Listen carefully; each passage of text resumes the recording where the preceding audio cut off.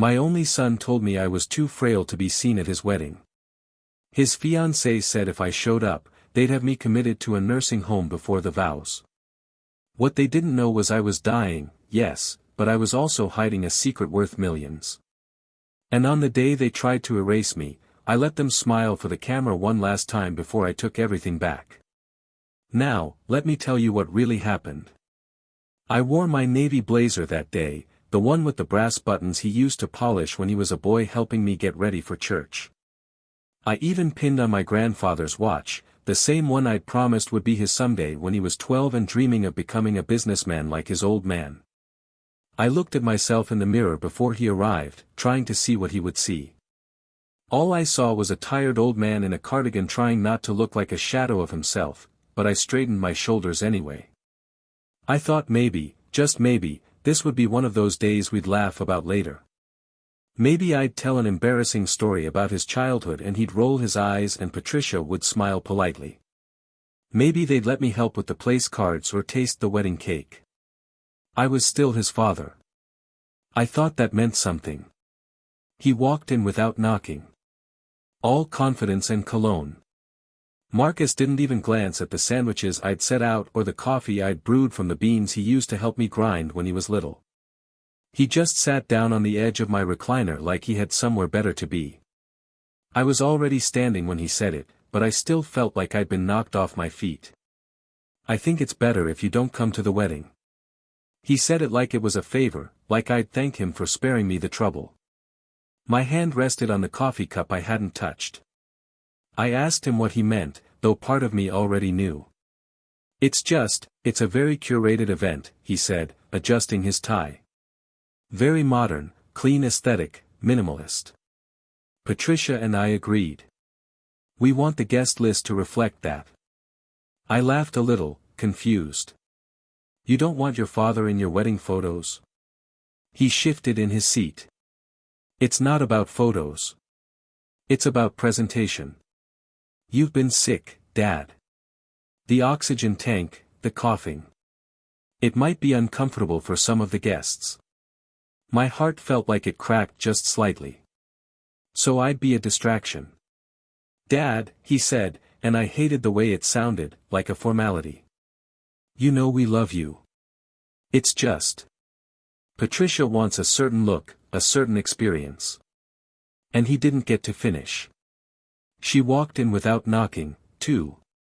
Patricia, tall, thin, face like a magazine advertisement. She didn't look at me. She looked around my living room like she smelled something off. So this is the place, she said. Cozy. Very, vintage. Patricia, this is my father, Marcus said. She nodded without making eye contact. Nice to meet you. I stood there in my own home, feeling like a guest. I'd like to be there, I said gently. I can sit in the back.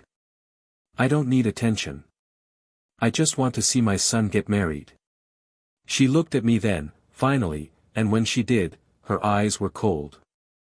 We've already finalized the seating chart and the dress code. I'm sure you understand. It's about the vibe. I looked at Marcus, waiting for him to say something to stop her, but he didn't. He's sick, Patricia went on. I mean, you're sick. It's admirable you're trying, but the whole oxygen tank and pale skin thing, it's going to make people uncomfortable. Marcus added, we can send you the photos. We'll even FaceTime you in for the ceremony. It'll be like you're there. I don't want to FaceTime in, I said quietly. I want to be in the room. Patricia smiled, but it wasn't kind. Maybe we can talk after the honeymoon about long-term care. Somewhere that's clean, peaceful. A good place for recovery. She means a nursing home, I said. Don't make this harder than it has to be, Marcus said. I'm trying to be respectful. I looked at him, really looked at him. Same eyes I'd taught to throw a baseball. Same jawline I used to ruffle his hair against. Where did that boy go? I gave you everything, I whispered. Everything I had. He sighed and stood.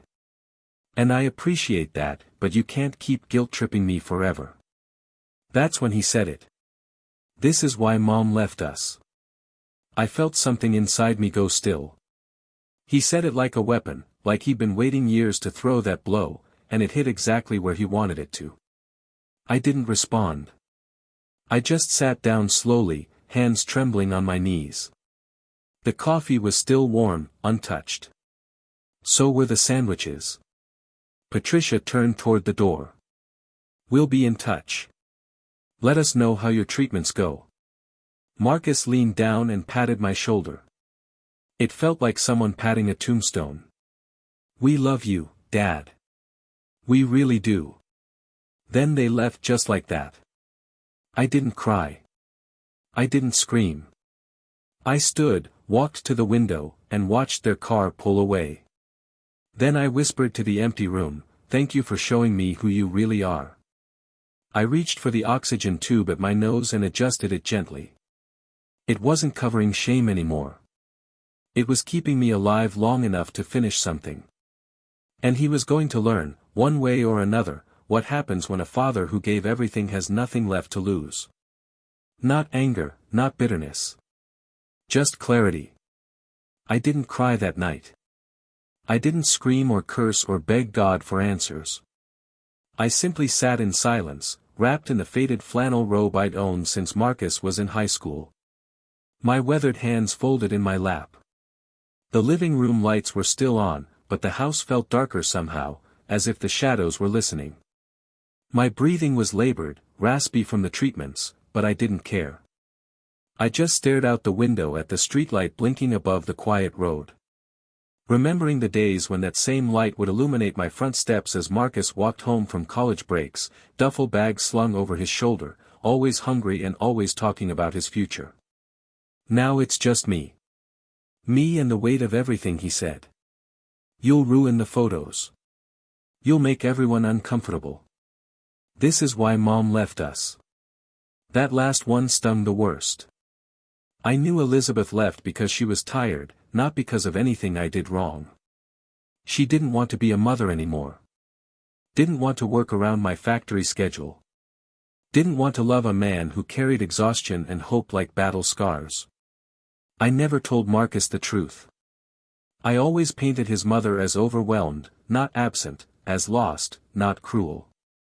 I let Marcus believe that maybe, just maybe, Elizabeth had loved him once. It was the least I could do. Now Marcus had grown, handsome, successful, cold, and cruel, just like his mother. I rose slowly from my recliner, my joints stiff from the cold and the treatments, and shuffled toward the hallway. Every step echoed through the house like it was reminding me that no one else was there. My room was neat, the bed made, my Bible still open on the nightstand where I'd left it that morning. I walked to the closet and knelt with difficulty in front of the old filing cabinet at the bottom. Inside it, tucked beneath years of tax returns and insurance policies, was a folder labeled in black ink, "Final." I took it out, brought it to the bed, and opened it carefully. Inside were neatly clipped pages. My will, my life insurance policies, the deeds to 4 rental properties, bank statements with balances that would surprise even me. I'd never lived fancy. I still used coupons at the grocery store, still changed my own oil, still wore work boots from 1995. But I had money. I'd built a quiet fortune dollar by dollar over the years. I remember the first property I bought, a rundown triplex on the east side. The owner, an elderly widower, had passed away, and the family didn't want the burden. I had just received a settlement from my back injury at the plant and used it to place a bid. I rented it out, fixed it up bit by bit, and suddenly there was extra money every month. So I bought another, then a third, then a stake in the local auto repair shop when my friend Jerome needed help expanding. No one knew, not even Marcus. I was going to surprise him. That had been the plan. I imagined the day I'd pass, funeral quiet and respectful, and then my lawyer Robert would hand Marcus the letter. Inside it would say, "You always thought I had nothing, but I saved this for you. I wanted you to know that I believed in your future. That day will never come now. I picked up the will, stared at the signature at the bottom. Walter James Coleman. Right above it, Marcus's name, my only child, my only beneficiary. I reached over to my nightstand, opened the drawer, and pulled out my letter opener, a beautiful silver one Marcus had given me when he graduated law school. It had my initials engraved in tiny script at the base. I used it to tear the will in half, then in quarters, then in eighths. I felt lighter after, like the air had returned to the room. The next morning, I called Robert Mitchell, my oldest friend from the plant and my lawyer. We'd known each other since we were 19, back when we worked the night shift together and believed our lives would be simpler than they turned out to be. Robert answered on the second ring. "Walter," he said, voice still thick with sleep. "You okay?" "No," I said, "but I will be. Can you come by this afternoon? I need to rewrite my will." There was a pause. Then Robert said, "Is this about Marcus?" "He came by yesterday." I figured. "I saw the wedding announcement. No mention of you. He asked me not to come. Said I'd ruin the aesthetic." Robert didn't respond. "And Patricia," I added, my voice hardening. "She told me I was a liability, that I should be sent to a home." Marcus just stood there. Silence again. "Bring the new documents," I said. "I already know who I want to leave it to." "Are you sure about this?" "I'm dying, Robert. But not today. Today, I'm just taking back what's mine." Robert exhaled. "I'll bring everything." I hung up and walked to the kitchen. I made myself a pot of coffee, buttered a slice of toast, and sat at the table with a yellow legal pad. I wrote a new letter, not to Marcus, but to the new beneficiary, the Haven House Foundation, a men's shelter in North Carolina that cares for elderly men abandoned by their families. I'd volunteered there in my younger years, helped with repairs, served meals, even sat and played chess with some of the residents when they were too tired to play alone. They were me now. Men no one visits. Men no one remembers. Men people want to put away so they won't ruin the view. I finished my toast and began drafting my final instructions. The house would go to the foundation. The rental properties would be sold and proceeds donated. The auto shop would remain under Jerome's name. The bank accounts would be transferred within 30 days of my passing. No funeral, no obituary with a photo, just a final letter printed and signed, to Marcus Coleman, "I raised you better than this. I loved you more than life and you threw me away for a woman who never even looked me in the eye. So now you get nothing. I won't bury my money beside someone who buried me while I was still alive. Goodbye." I set the pen down and looked out the window again. The streetlight was off now, the morning sun pushing past the clouds. A new day, a new will, a new ending. This time I would be the one writing it. Robert Mitchell arrived that afternoon carrying a black briefcase and 2 folders. He didn't knock. He knew better. I hated being treated like a client. We'd been friends since we were both young men in hard hats, sneaking sodas during lunch breaks. We'd held each other's secrets, stood at each other's parents' funerals, and aged together like steel and stone, solid, weathered, and unshakable. When I opened the door, wearing my cardigan like armor and moving slower than usual, Robert said nothing. He just stepped inside and placed the briefcase on the dining table. "I brewed coffee," I said. "But it's cold now." "Doesn't matter," he replied. "We've got work to do." I sat down at the table and opened the legal pad where I had started writing instructions the night before. My handwriting was shaky in places, the pen trailing off during moments when my strength failed me, but the message was clear. I slid the paper toward Robert, who read it carefully. Then he pulled out a clean set of documents, started a new will from scratch, and began writing. I watched him for a long moment before saying, "I ever tell you why I started saving money?" Robert didn't look up. "You said you wanted to make sure Marcus never went without." "That was part of it," I said. "But it was more than that. I watched too many men die broke. Men who worked just as hard as I did. Men who gave their lives to ungrateful wives, children, jobs that paid them dust. I told myself I'd never go out like that. You won't, Robert said, scribbling something at the bottom of a form. You're going out loud. I smiled. I was going to surprise him. Leave everything. Even had letters written. I had one written for every birthday until he turned 50, all sitting in a shoebox.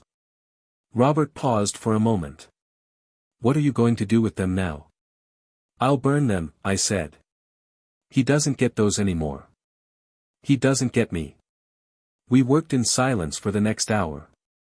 I provided account numbers, property addresses, the name of my banker at First National, and the title to the auto shop I co-owned with Jerome Williams.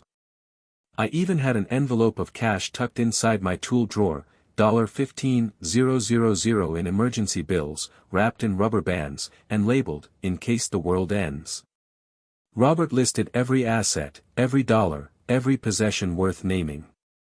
At the top of the new will, I dictated the name of the sole beneficiary, the Haven House Foundation. Robert raised an eyebrow. You sure you want to give them everything? They've never asked me to hide who I am. They don't care what I look like. They don't treat old men like we're furniture they forgot to move. You don't want to leave anything to Marcus? Robert asked gently. I stared at the window. The curtains were drawn, but the light still streamed in. I left him my whole life. That's enough. Robert nodded and continued. By the time we were finished, my hand was shaking from the effort of signing. Robert slid the will in front of me and I pressed the pen to the paper. My signature wasn't as elegant as it used to be, but it was mine and it was final. I also wrote a letter, I said once the last document was signed. To him. To explain why. You want me to give it to him? Not yet, I said. Let him have his wedding. Let him smile in his tux and show off his new bride. Let him think he won. Robert glanced at me. And then? Then you give him the envelope right in front of everyone. Walter, you really want to make a scene? I'm not making a scene. I'm ending one. He started it the day he told me I was too frail to be seen. Robert nodded solemnly. We sat together for a while longer, the legal documents packed neatly back into the briefcase, the envelope sealed and resting on the table. My breathing was labored again. My skin was pale, almost translucent beneath the kitchen lights. But there was a fire in my eyes that hadn't been there in years. You think I'm being cruel? I asked softly. Robert reached across the table and placed his hand on mine. No, I think you're being honest. And I think he's lucky you didn't do worse. I chuckled. Don't tempt me. We both laughed, a sound that felt like old times, like shift changes and poker games, like joy that still had a place in my lungs. But underneath it, there was something heavier, something permanent, the truth of a man who had given everything and now had nothing left to lose. As Robert stood to leave, I handed him the manila envelope with Marcus's name on it. Hold on to this, I said. And promise me one thing. What's that? Don't let him cry and change your mind. You hand it to him exactly when I said. Robert nodded. I promise. I walked him to the door, slower now, one hand on the wall for balance. I watched him drive off, then locked the door behind me. The house was quiet again. Too quiet. I turned off the lights and walked back to my bedroom where the shoebox of birthday letters sat under my bed. I carried them to the kitchen one by one, then fed each letter into the trash can, tearing them in half before they disappeared. The one for his 30th birthday, his future anniversary, the one that began, if you're ever feeling lost, remember that you were always my son before anything else. Gone.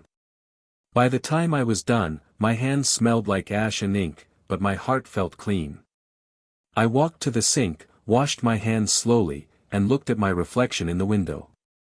The oxygen tube was still at my nose. My skin was tired. My bones were visible beneath my robe, but my eyes, those were alive. I'm not done yet, I told myself. And when I'm done, the whole world will know my name. The invitation came in a thick cream-colored envelope with gold lettering and embossed trim. I found it in my mailbox 4 days before the wedding, tucked between a coupon catalog and a letter from my oncologist. I knew immediately it wasn't from Marcus. The return address was someone else entirely, Cousin Ruth from Atlanta, the kind of relative who always found a way to be at every family function with a casserole and a head full of gossip. I stood on my porch and opened the envelope with care, my fingers trembling slightly from the medication. Inside was a folded card with cursive calligraphy and a glossy photo of Marcus and Patricia on the cover. They were standing beneath a white archway, her in a long fitted gown, him in a tux with his arm draped casually around her waist. Their smiles were wide and perfect. I studied the photo for a long moment, as if searching for a crack in their expression. I found none. I opened the card. The ceremony had been moved to a vineyard on the outskirts of Atlanta. Outdoors, surrounded by white roses and curated elegance. Beneath the address, in smaller font, was a note, "We'd love for you to join us and celebrate this special day. Quietly, of course. Please sit in the designated family section and respect the couple's wishes. With love, Ruth." With love. I chuckled quietly. Of course. I imagined Marcus agreeing to send that invite as a gesture, a bone tossed toward guilt. Or maybe it was all Patricia's idea, to make herself seem gracious without ever having to apologize. Regardless, the message was clear. I was allowed to attend as long as I stayed invisible. I folded the card carefully and placed it on my kitchen counter. I didn't need to think long. I would go. Not for them. For myself. On the morning of the wedding, I rose before dawn. The house was quiet. The sun hadn't yet crept over the horizon. I bathed slowly, methodically, my hands lingering over my skin like I was memorizing what remained of my strength. I dressed in a soft gray suit, the one I wore to church on Easter Sundays, and straightened my grandfather's watch on my wrist. I pinned on the flag pin my father had given me at my military discharge, a small silver eagle, worn but still shining. My reflection in the mirror made me pause. My body looked smaller, more fragile than I remembered, but my eyes were still firm, still me. And today, I had work to do. Robert arrived right on time, dressed in a navy suit and polished shoes. He brought the manila envelope in his briefcase, sealed and marked with Marcus's name. I handed him a small black folder containing a bottle of water, my medication, and a second envelope. "That one's for Patricia," I said.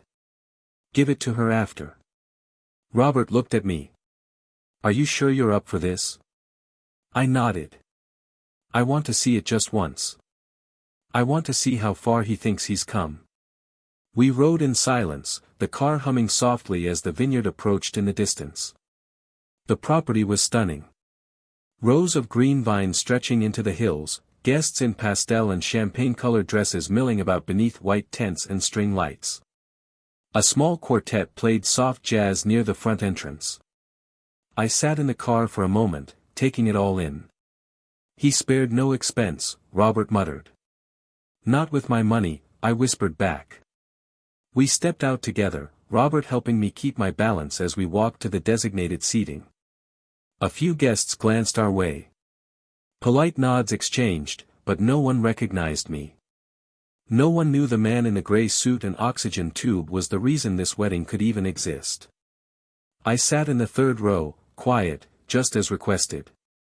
From my seat, I could see the altar, the guests, and the small platform where the couple would take their vows. I took a sip from my water bottle and waited. The ceremony began a few minutes later. Marcus walked down the aisle looking sharp, polished, and proud. Patricia followed, stunning in a fitted gown that sparkled in the sunlight. The crowd sighed in admiration. I didn't. My eyes stayed fixed on Marcus. He didn't look my way. The officiant began the service, offering words about unity, about trust, about honoring the people who helped raise you. I watched Marcus closely. He shifted once at the mention of parents, but he didn't look back. The vows were long. Patricia cried during hers. Marcus smiled, charmed, charismatic as ever. They exchanged rings, kissed gently, and turned to the audience as husband and wife. Applause erupted. Cameras flashed. People rose to their feet. I remained seated. Robert leaned over. Now. Not yet, I whispered. The couple made their way down the aisle, hand in hand, posing for pictures, laughing with friends. Patricia kissed Marcus's cheek, and he pulled her in with a flourish. I sat still, my hands resting on my lap, my breath slow and shallow. The reception tent opened. Guests began walking toward it. I turned to Robert and gave a single nod. Robert stood, removed the envelope from his bag, and walked directly toward the couple as they posed in front of the floral arch. Patricia saw him coming and frowned, confused. Marcus turned, his smile faltering when he recognized him. "Congratulations," Robert said evenly. "This is for you from your father." He handed the envelope to Marcus, then turned and handed the second one to Patricia. Before either could speak, Robert walked away, returning to my side. "Done," he said quietly. I stood slowly, gripping the handle of my cane. From across the field, Marcus opened the envelope. His expression changed almost immediately. Confusion, then disbelief, then panic. He flipped through the pages inside, the new will, the letter, the proof of donation. He looked up. Our eyes met across the vineyard. I didn't wave. I didn't smile. I turned and walked back toward the car. Let him smile for the camera. Let him have this one day.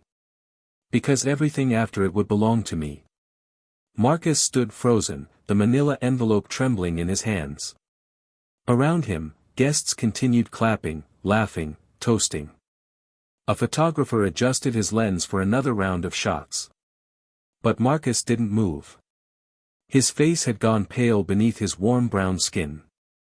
The veins in his temple pulsed. His lips were slightly parted as if the words on the page had punched the air from his lungs.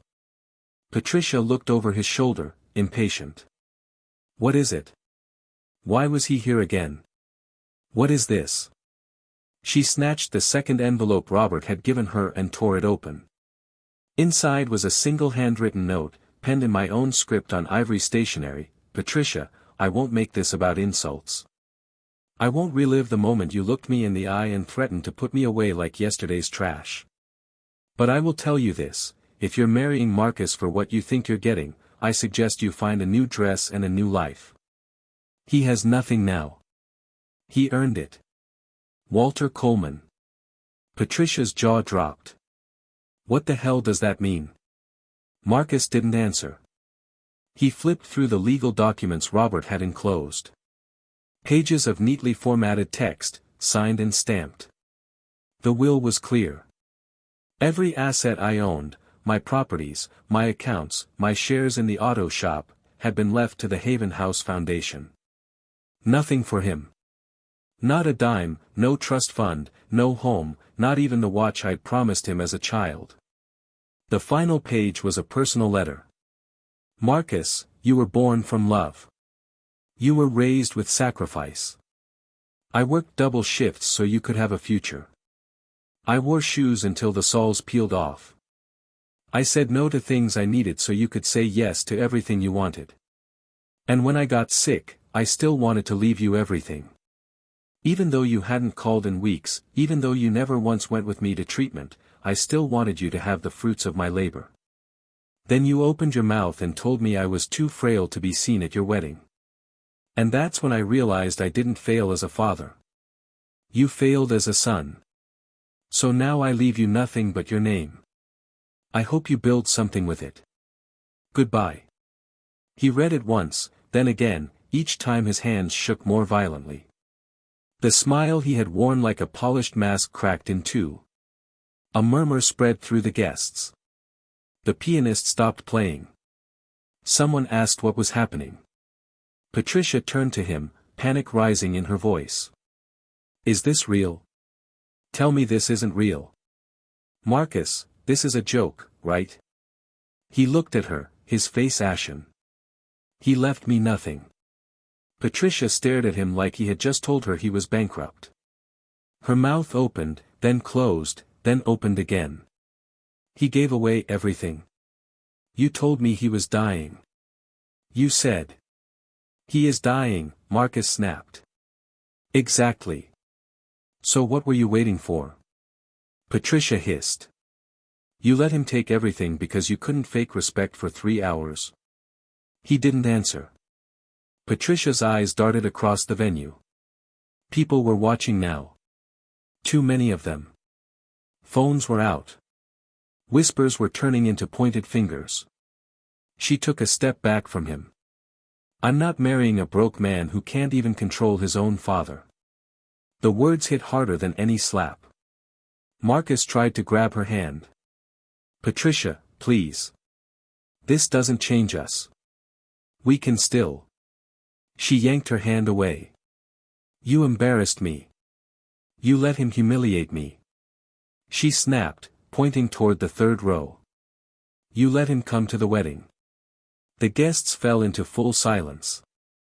The reception tent went still. Marcus turned slowly toward the spot where I had been seated. I was gone. All that remained was a folded handkerchief on the chair, white with blue trim, gently placed, deliberately left. Patricia turned on her heel and stormed off, bouquet forgotten on the grass. Her bridesmaids scurried after her, heels clicking, whispers trailing like smoke.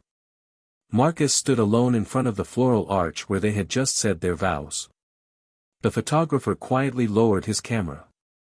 One of the guests, a distant cousin who had known me from way back, stepped forward and placed a hand on Marcus's shoulder. Son, the man said softly, that man walked through hell to raise you. You should have let him sit in the front row. Marcus couldn't speak. He just stood there, the envelope in one hand, his wedding unraveling in the other. Robert stood in the distance, watching. I had already driven home, was sitting by my window sipping coffee. I didn't need to see it to know it happened. I didn't need to hear it to feel it. I had waited for this moment. Then it came, quiet, precise, clean.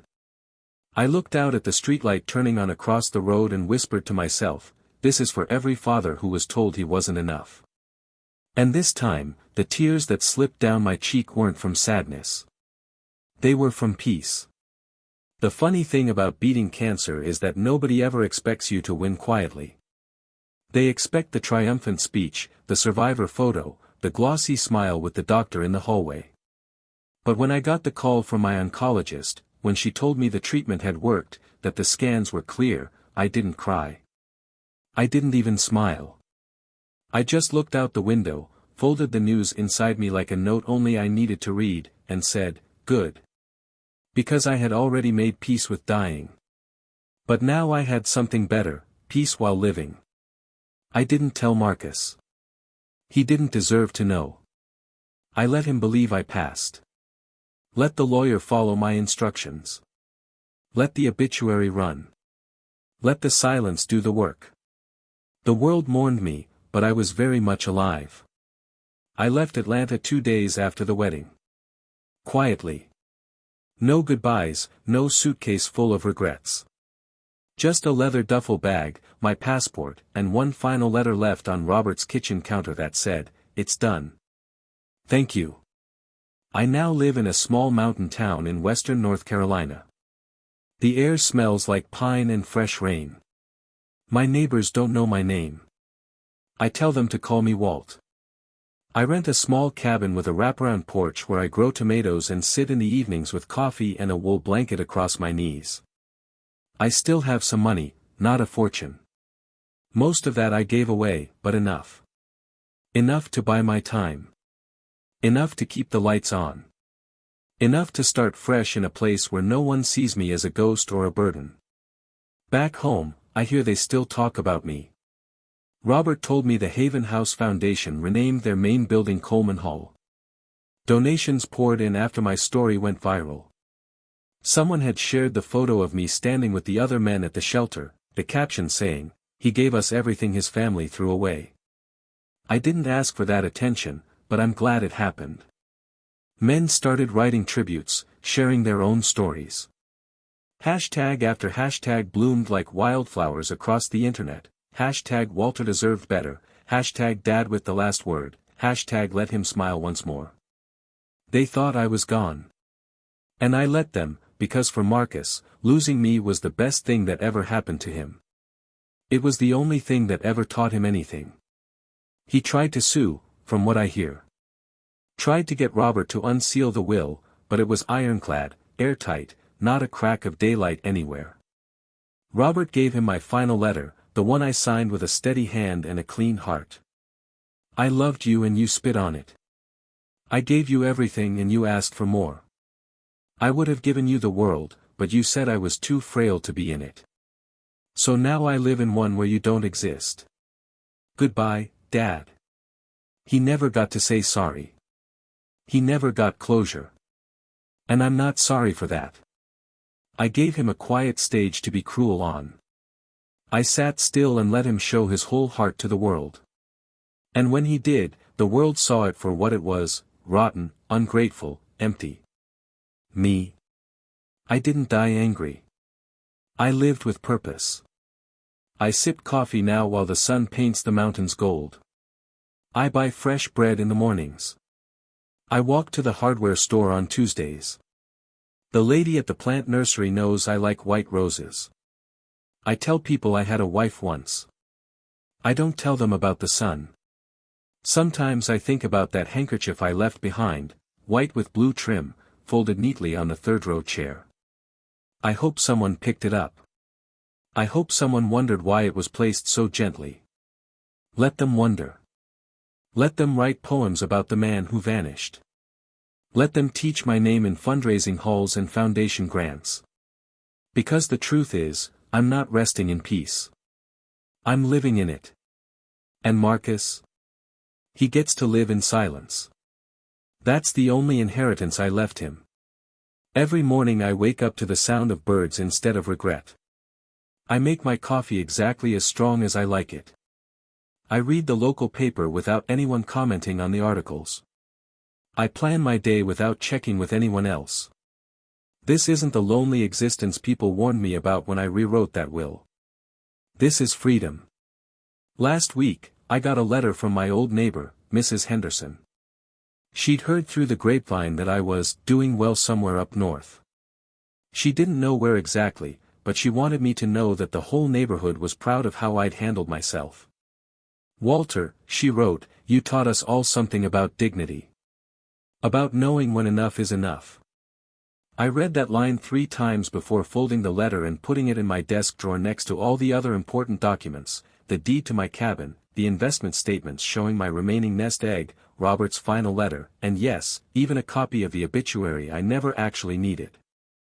Not because I want to remember the pain, but because I want to remember the transformation. The man who signed those first documents was not the same man who signed the deed to this mountain cabin. One was a victim of someone else's choices. The other was the author of his own comeback. Sometimes I wonder what would have happened if I just walked away quietly like they expected. If I'd packed my things, found a nursing home, and spent my remaining years nursing wounded pride and bitter memories. I would have survived, probably. But I wouldn't have thrived. I wouldn't have discovered that a man can be 72 years old and still surprise himself with his own strength. I wouldn't have learned that silence can be more powerful than shouting, that patience can be more devastating than rage. Most importantly, I wouldn't have discovered that revenge and recovery can be the same thing when you do it right. The young family who bought my old house sent me a Christmas card last year. They'd gotten my address somehow, probably through Robert, and wanted to thank me for taking such good care of the property. They included a photo of their children playing in the backyard where I used to grow vegetables. I smiled when I saw it. That house was meant for families, for laughter, for people who understood the difference between a home and just a place to live. Marcus and Patricia never understood that difference. To them, it was just a convenient inheritance, a status symbol, a place to play house until reality came knocking. But reality always comes knocking. And when it knocked on their door, it came in the form of legal documents with my name on them. I keep the Christmas card on my refrigerator, not out of nostalgia for the house, but as a reminder that endings can become beginnings when you have the courage to write your own story. From what Robert tells me, Marcus tried to contest everything. He hired lawyers, demanded investigations, claimed I wasn't of sound mind when I rewrote the will. But the doctors had declared me competent.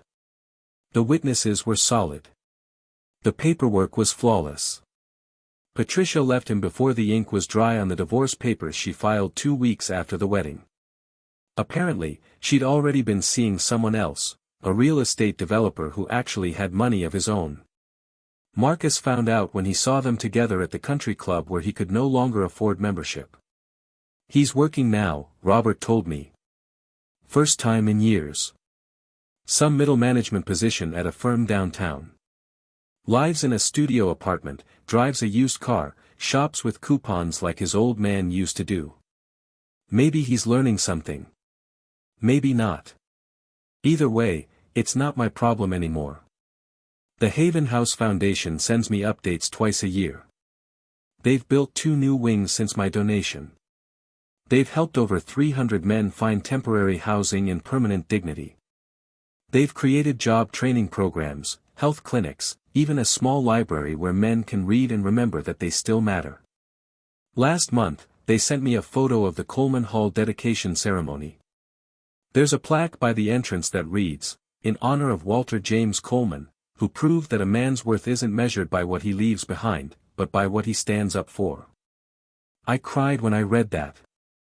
Good tears, the kind that come from knowing your life meant something.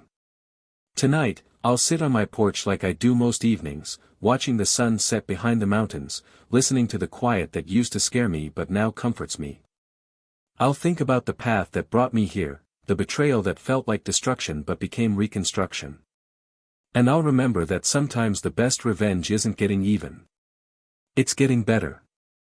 Sometimes it's getting free. Sometimes it's getting to be exactly who you were meant to be before someone else tried to convince you that you were too old, too sick, too ordinary to matter. I received one last letter about 6 months ago. It came to my old address, and Robert forwarded it to me. The handwriting was shaky, desperate. It was from Marcus. "Dad," it began. "I know you probably won't read this, but I had to try. I've been thinking about what happened, about what I said. About what I did. I was wrong. I was cruel. I was everything you raised me not to be. Patricia's gone. The wedding was a disaster. Everything fell apart after you, after what happened. I lost the job I thought I was so important at. I lost the house, the car, everything I thought mattered. But the worst part is, I lost you. And I know now that you were the only thing that ever really mattered. I'm sorry, Dad. I'm so sorry. I don't expect you to forgive me. I don't even know if you're still alive to read this. But I needed you to know that I finally understand. You gave me everything, and I threw it away for nothing. I love you. I always loved you. I was just too stupid and selfish to show it when it mattered. Your son, Marcus. I read that letter 3 times. Then I walked to my fireplace, struck a match, and watched it burn. Not out of anger. Not out of spite. But because some bridges, once burned, should stay that way. Some lessons, once learned, shouldn't be undone by sentiment. I had given Marcus 43 years to show me he loved me. He chose to show me the opposite. A letter written in desperation doesn't erase a lifetime of neglect. I am Walter James Coleman. I am 72 years old. I beat cancer, outlived my betrayers, and built a life worth living from the ashes of the one they tried to bury me in. I own my peace, my time, and my story. And I'm not done writing it yet. The mountains here don't judge the choices I made or the battles I fought. They just stand there, solid and permanent, reminding me every day that some things endure while others crumble. I've been here 2 years now, and I've built something Marcus and Patricia could never touch, a life based on truth instead of appearance, on substance instead of status, on dignity instead of desperation. Every morning I wake up in a bed I chose, in a room I painted, in a house where every decision is mine alone. I make my coffee exactly as strong as I like it. I read the paper without anyone commenting on my opinions. I plan my day without asking permission from anyone. This isn't just survival. This is victory. Sometimes young fathers in town ask me for advice. They see an old man who seems content, who seems to have figured something out. I tell them what I wish someone had told me: love your children, but don't let them become your gods. Sacrifice for them, but don't sacrifice yourself. Teach them to respect you not because you're their father, but because you're a man worth respecting. And if they ever tell you you're too old, too sick, too embarrassing to be seen with them, believe them. Then show them what a man with nothing left to lose can accomplish. Last week, a letter arrived from the Haven House Foundation. They want to name me their Man of the Year. They want to fly me to the ceremony, put me on stage, let me tell my story to a room full of donors and supporters. I wrote back and declined politely. My story isn't meant for stages. It's meant for mountains, for quiet mornings, for the kind of peace that can't be applauded. But I did agree to one thing: they can use my story in their fundraising materials. They can tell other forgotten fathers that it's never too late to take back your dignity. They can show the world that sometimes the quietest revenge is the loudest victory. I am Walter James Coleman. I was supposed to be dead by now. Instead, I'm finally alive. And the boy who thought he could erase me? He gets to live with the echo of his own choices. That's not revenge. That's justice. That's not bitterness. That's freedom. That's not the end of my story. That's just the beginning of the part where I get to be the hero.